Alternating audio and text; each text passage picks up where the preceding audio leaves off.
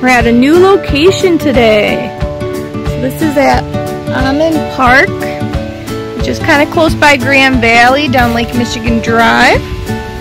So if we see, here's one of our paths, a nice steep path into the woods. So let's get exploring.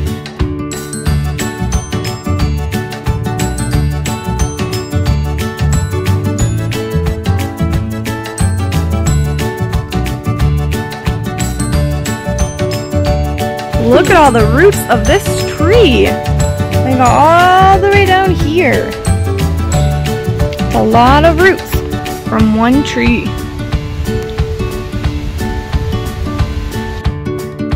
This tree's long roots are an adaptation that it has, so it sucks up a lot of water. Ah, what's this? What do you think that is? That's a squirrel's tail. I wonder what happened to the rest of that squirrel.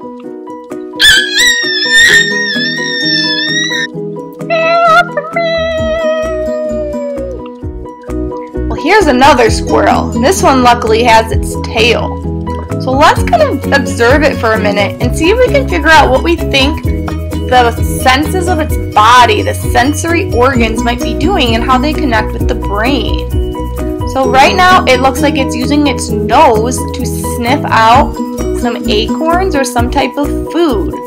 So think, once that nose can smell and it smells that food, a signal gets sent through the nerves from the nose up to the brain, and then the brain decides, is this something I should eat or is this something that I don't need to eat?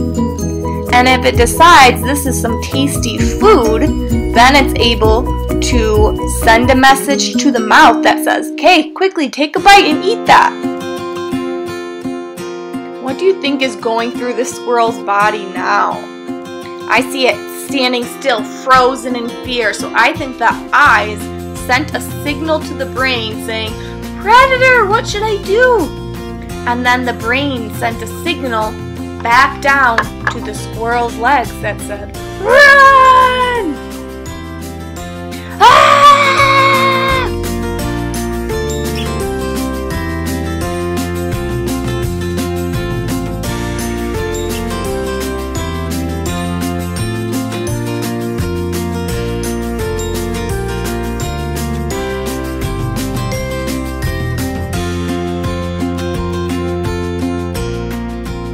Whoa, look at the size of this tree hole. I bet there's animals that like to live in there. It would be a good spot to hide out if it's raining. Look at how big it is compared to the size of my hand. Let's see if we can peek in and see if we see anything.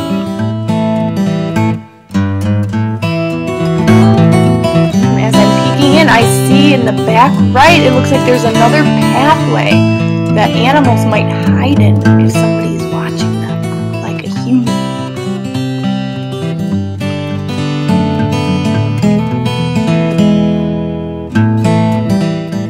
Something over here in the grass. It blends in really well, has good camouflage. Let's see if you can see it. You see the snake? Yeah, that's a garter snake. So snakes, when they're looking for their prey, they use their sense of smell. But they don't smell with their nose like we do. They smell with their tongue. They flick their tongue around so that they can smell the air. And then that sends a message to the brain, and then the brain sends a message back about if it's something they should eat or if it's not something they should eat. Snakes can see well during the day, but at night, they don't rely on their eyes to see. They use something called the pit organ. So this is a small hole in front of the eye, and it actually detects body heat. So it can tell that there's a chipmunk ahead of it because it can actually feel the warmth from that chipmunk from 3 feet away because of that pit organ. So the pit organ sends signals to the brain, and using those signals, the brain makes a picture of the world, and that picture shows where that chipmunk is hiding.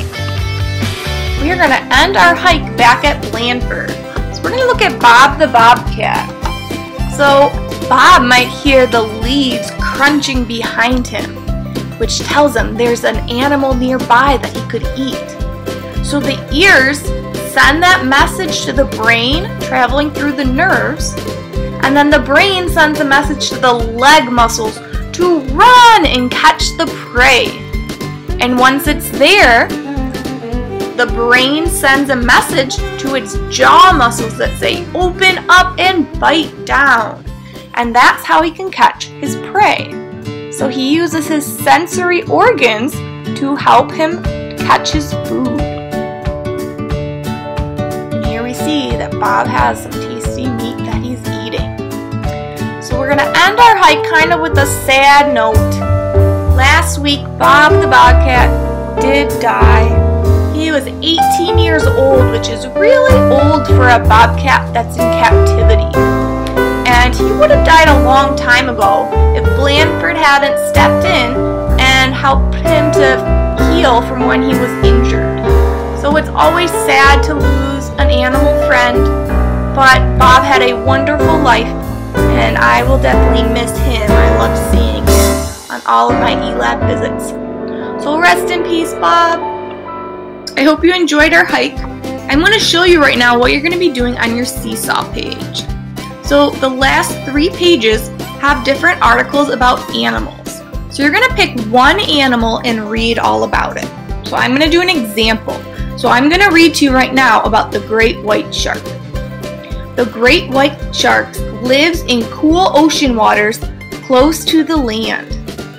Young sharks eat fish. Older sharks prefer seals, sea lions, and even small whales. The great white shark's amazing sense of smell helps it to find its prey. If cookies are baking, you can smell them from the other end of the house. The shark doesn't care about cookies, but it can smell a group of seals from 2 miles away. A great white shark can smell 1 drop of blood in 10 billion drops of water. The great white shark also has great eyesight.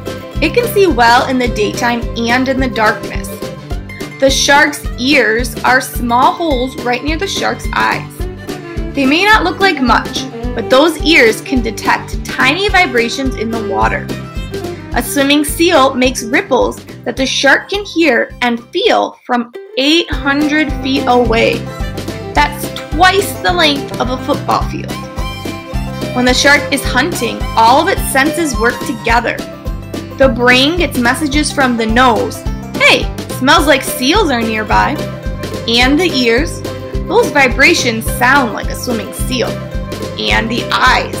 That dark shape at the water's surface looks like a seal. The brain tells the shark's muscles to sweep its tail from side to side. The tail pushes the shark through the water. The eyes tell the brain when to signal the jaw muscles.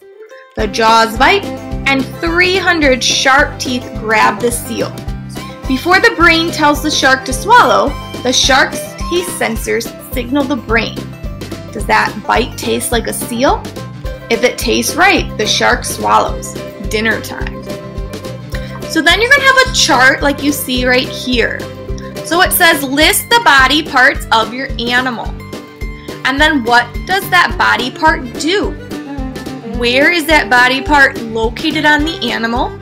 And what other body part does it work with and explain? So here's an example for our shark. So the body part is the nose. What does it do? It can smell seals from 2 miles away. Where is it located on the animal? It's on the point of its head. What does the body part do, or how does it work with other parts of the body? So the brain gets the message from the nose that food is near. Then our next body part is the eyes. It can see well in the daytime and night.